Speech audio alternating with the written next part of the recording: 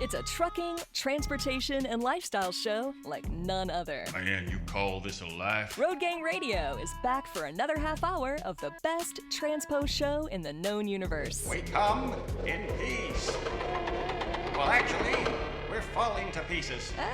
Let's see if we can achieve liftoff, Phone Master Dre. Ooh, I might need Lindsay's help on that with her washer fluid. This is Road Gang Radio, live from Fast Sports Studios. Take it away, Lindsay and Jimmy. I don't mind if we do, Jim. What do you think? I am just really excited about this whole lineup today. From the beginning of this show, it's been kind of like perfect sort of make a living, make a life sort of mentality. And I want to really quickly answer a question that our good friend Weasel sent me. No, Weasel, actually the place we're talking about here is in Gillette, Wyoming, not Murdo. Not Murdo, Wyoming, Gillette, Wyoming. But thanks for the question, which means now you know, and you'll be able to visit the place that Lindsay will be introducing here in short order. Good morning to you, Lindsay. How's Good. Franklin? Franklin is beautiful and dreary, but I'm here for it. I like it. It means fall is coming, fall is in the air, and it makes me very excited, very happy. Football, fall, and fire. These are the things I live for. So happy to do it. And things that so many of our listeners live for is cars. We're talking heritage. We're talking antiques. We're talking vintage. We're talking family. Throw that F in there. And so our next guest today is, I love this last name, Jeff Wandler, not to be confused with Wanderer, Jeff Wandler. He's the owner of the Frontier Auto Museum in Gillette, Wyoming, as Jimmy mentioned. And this is something that started out as a father and son love of Hudson Motor Cars and restoring old gas pumps. And it's turned into a full-blown museum and vintage experience. We're going to talk about the experiential side of it as well. After Jeff's father's passing, he and his daughter, Brianna, decided to share their collection with the public by moving it to a historic 1940s Ford dealership building down in downtown Gillette, Wyoming. Since opening in 2016, this museum has become a destination filled with classic cars, neon signs, memorabilia, and even a Pendleton Woolen Meals retail shop, which I can't wait to talk about. Pendleton is my spirit animal. Okay, and now Jeff is taking it a step further with the Frontier Vintage Park, which is a one-of-a-kind Airbnb experience. It includes a man cave garage gym, vintage campers, and rescued neon. This is so up our listeners' alley. It's not just about cars. It's about family, legacy, history, and creating unique experiences that tie together the past and the present. Please make welcome to the show our new friend, Jeff Wandler. Good morning. Good morning. Glad to have you. Jeff? Glad to be here. Jeff, Lindsay almost used the word fantasy, and this is a place where fantasy becomes reality to a large degree. Can you kind of talk about, before we get to the actual experience of the museum itself, can you kind of talk about the decision you guys made to move this from essentially a private collection for people to enjoy, but to make it really a public place, to really kind of make this kind of happen, and what it takes to kind of go from, we've got some really cool stuff that we really care about and that people are allowed to enjoy, to really giving people an opportunity to experience what you guys have been experiencing for decades? Yeah, so that's a good question, and I have a exact answer for that. So I always collected. I started collecting this stuff when I was around 30. I always collected before that, but I started collecting gas pumps and signs and globes and things when I was about 30 to go with my dad's cars. And we created several spaces. We moved an old 1915 gas station from a town 60 miles from our ranch. That was the start of a small museum, and that's really kind of all we were going to do.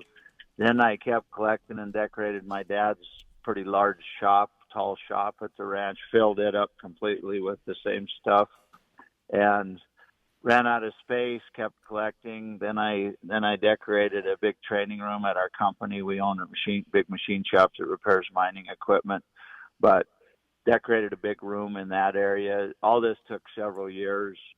And I thought, well, I'll just be done and just enjoy the stuff and piddle around in it. And I kept collecting, kind of insanity. And I learned that I just liked the collecting. It wasn't so much, I enjoyed creating the spaces, but when I was done with them, I just enjoyed the collecting more than I did having the space. So I thought, what am I going to do with all this stuff? Hardly anybody really sees it. just family and friends.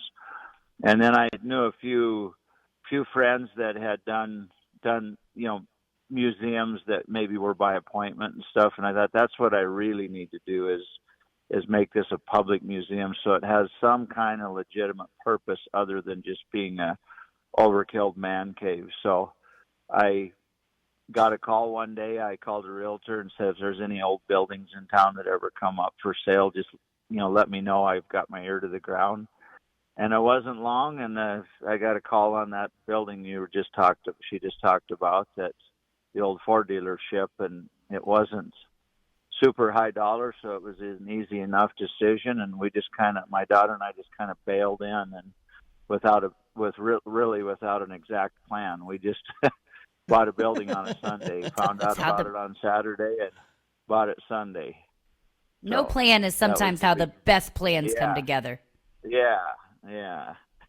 Well, no, I kind of believe that, because it's, when we overthink things, sometimes we get in the way of what it's actually organically supposed to be. And what I think is one of the coolest things about this whole thing is the different generations that are involved, and also, the male-female perspective. So I'd love to talk about, with the father-daughter story here, the dynamic of building an auto museum as a family project, and the idea, the perspectives, I guess, of how it started with your father and then put into your hands, and then your daughter stepping in as sort of a third generation here, and also the female perspective, and then bringing her husband in, which brings now another family into the picture. So do you feel sort of those layers of what you're building through generations and all these different perspectives? Do you feel how, different people kind of getting in their hands in it is making it grow in this lovely, really attainable thing that stays true to your family with all these different views? Well, for sure, it takes different people to create things. It certainly wasn't all me, and I kind of wrangled my daughter into helping me. I have one daughter, we're very close, and at the time that I did this, she had just had her second kid, and she wasn't about working full time. She was about just spending time with her kids.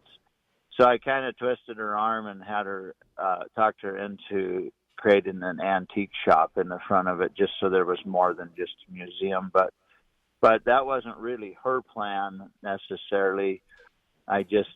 She decided to help me out to some extent. And it's funny because when she was a kid, we drug her around all over the United States to antique shops, and she hated it. She rode home in a little hole in the car, and the whole car was full of stuff. And she said when she got older, she was never going to have an antique. But we change when we get older, and she loves antique stuff now. So as she got older and got involved in this, now she just loves the museum, and her house is full of antiques, just like I thought. And I did the same thing when I was young. I drag raced, and we loved muscle cars and things. And I didn't really appreciate my dad's old Hudsons. To me, they were just kind of, old cars that weren't the kind of cars I liked. And as I got older, I started hanging out with my dad more in my late 20s and 30s, and being with him, going to auctions and stuff. Then I learned to love the stuff that he loved and was around. So I just think that as time goes on, circumstances change. We want to leave those opportunities available for our kids, because there's a time where they might become interested in it, and then it becomes a opportunity for them. Let me just kind of add something here, Lindsay, and I'm really going to encourage our listeners to make their way over to the Instagram page along with going to the website. And the reason why is you get a really beautiful sense of the work that goes over here and the first-class nature of this operation.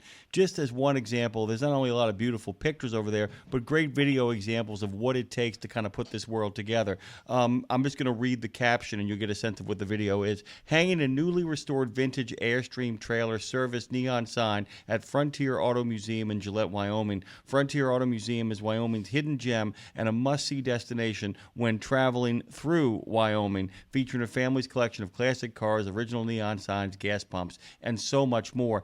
And there really is a sense of a media savvy going on here, Lindsay, because we watch them in the video lift up the neon sign for the Airstream trailer service, and then we watch a time-accelerated, time-lapse video of them kind of not only just putting it up there, but actually restoring it so that the lights come on with it. And there really is a method to your madness here, that it's not just throwing things inside of a 13,000-foot space. I love the term you use, bail in, as opposed to bail out, but that sense of we're just going to race in here and do this. But there really is kind of a beauty to what you guys have. It's almost like that you've figured out ways to kind of place the stuff in a way that the audience is reminded of those long-gone days of neon signs and roadside service. And I'm wondering, do you guys go back and look at the way things used to be in order to kind of recreate this in any sort of way? Yeah, so an example of that is we built towns inside our museum. So anything I had a large amount of artifacts for, I call them now, but collectibles. So one thing we had is a full barber shop. So we created a space that looks like a barber shop, exactly like a barber shop. And we looked at old barber shops to do that, what the fronts would look like, the interiors. So we do a lot of that. We like historic things, and we like where we came from, so how cool stuff used to be. So, yes, we do. And then I look at other museums and stuff, too, and I get ideas from other people, other collectors, and just kind of combined, we just keep getting better and better at making displays that people really love how the museum's laid out because it looks authentic. So that's very important to me. And I also like to have original stuff, not, I don't like, I have a very small amount of reproduction stuff because I can't get it, but 98% of the stuff in there is original. And I like that too, that it's an authentic museum. Okay, let's talk the making the sausage here. This is something that our truck driving audience are going to, Jeff, they'll probably know the answer before I even say it, but I don't know how you would do this. You moved a gas station. Now, how does one even do that? Because this is obviously relatable to trucking and moving big loads. Like, they understand the logistics of it. But when you were tasked with the idea of we're going to move a gas station, what was your first move, both literally and figuratively? How did that come about? Well, that's also a good question. So we're as a family, we've always worked on really big mining equipment, so we think we can do anything. And so we just look at stuff. And my dad was a farmer from North Dakota, and of course they fixed everything themselves. So he came to Wyoming as a person that could fix anything, really. And so you just, I always say you use the brain that God gave you, and you just look at things. So we took a little dozer and we got the little outbuildings. There was a house added onto the back of the gas station at one time, an extra garage that we didn't want that was tacked on the end. So we got that all out of the way, and then it's 1915, so you have to brace it all up. So you put some different screw lumber to it and things like that. And then you throw beams under it, you knock holes in the wall and put beams under it, and you have to screw lumber to that so it holds together. And then you jack it up and you back a truck under it and you set it on there. And here we have redneck truckers. They're kind of oil field guys, and they ram and jam. So he took off on me and almost dumped the gas station off, but it stopped. So we chained it down some more and we took off, and we had to lift power lines on the way. So to do that, you stand in the back of a truck and push them up with a pole, and came through town, and we got it there, and got it unloaded, jack it up again, pull out from under it, and then you got to slide it over onto the foundation that we built. But yeah, we just did it. I don't know, we'd never done it before, but we just did it. So we just all did we it. did is hire a truck. Yeah. I love this mentality of we know. Listen, we do a lot of things. We figured we could figure it out. I think that is the mentality of a truck driver as well, Jim. I can figure that out. Yeah. I can figure that out. Let me really quickly, you guys have a wonderful cafe attached to it, which captures the spirit of being on the road. How did you find a partnership to actually make the cafe work? How did you put that together for yourselves? So my daughter and Ryan, our manager, one day they sit around and talk about ideas to use our space and how we can, get revenue. And they came up with that one day. None of us have ever done that. So I'm about the cool part. I'm like, okay, let's open a cafe, but let's make it look really cool, like a diner, so it fits in, so it's just part of the scenery. So I just all I cared about is what the diner looked like and how we could put old signs on it, that kind of thing. And they had to figure out, they literally invented the food. We sell gourmet brats and a lot of other, wraps and stuff. And they just went to the grocery store and started cooking stuff and experimenting. And Ryan researched the equipment. He's a get her done guy too. And get her done. They created it, and then they ran it for a little while until they could hire some help and train them once they knew what they wanted. So we literally did that from scratch with no experience and no real anybody that to just show us how to do it. So yeah, they figured it out and they did a beautiful job. It's very nice. It's the tourists love it. Wow. Well, you say the tourists, there's so many different things going on here, Jim. You've talked about some of them, and the Airbnb experience of it. I'm curious, do people actually stay there, or is because here's what's cool, by the way, the partnership, so many I'm going to say dumb people just go to Airbnb, and because they do curate they do curate experiences Friends there, of mine. and really cool stuff is able. I hate sometimes having to use the corporate overlord, but if it's a way to get your message out, it is what it is. You've created a real experience here, both with the Frontier Vintage Park, but I also love the Pendleton angle because my wallet is Pendleton, my blankets are Pendleton, my jacket is Pendleton. I love it. Talk about some of these partnerships you have both with Airbnb and Pendleton. Yeah, so the Airbnbs kind of happened too. There was a man that lived across the street in a very cool, we call it the Castle House, a highly remodeled 1920 house. And he passed away, and his daughter offered to sell us that house. She was from out of town. She offered it to us for a good deal, so I just went over there to look at the antiques to buy from her.